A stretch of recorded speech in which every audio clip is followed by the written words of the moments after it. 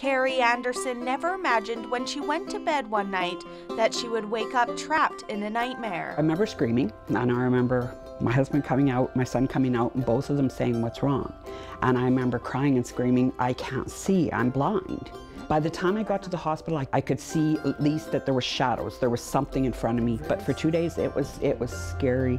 And this is something that I found out that it can happen and come back, like mine did, or it can happen and not, and you lose your complete vision. Not knowing that her MS could affect her vision, Kerrie says this is just one unexpected symptom she's experienced since her diagnosis in 2011. Sometimes it's hard to not be able to do the things I used to do. I did all the cooking, the cleaning. I was the mom. And to now have to sit back and plan my day around, am I gonna make it today? Is my legs okay? I can't stand and cook the big meals like I used to. I can't get up and down the stairs to do laundry. I can't some days do house cleaning. It's as simple as that, because I don't always have the strength and I tire out really, really quickly. So sometimes you just get really frustrated with yourself.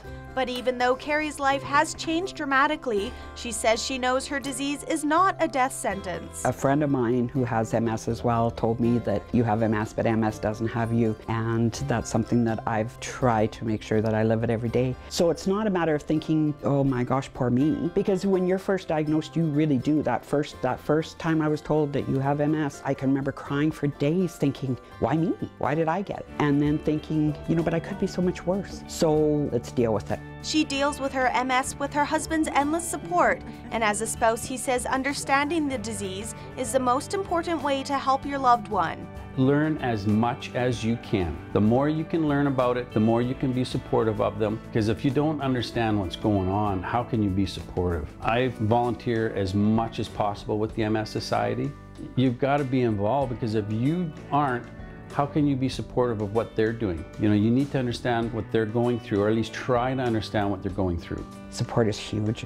If I hadn't have had family there to be able to support that, and you get strength from them. I see them and I think, I can do this. I can go that much further. I think the support, you have to have it. If you don't have that support, you're not going to make it.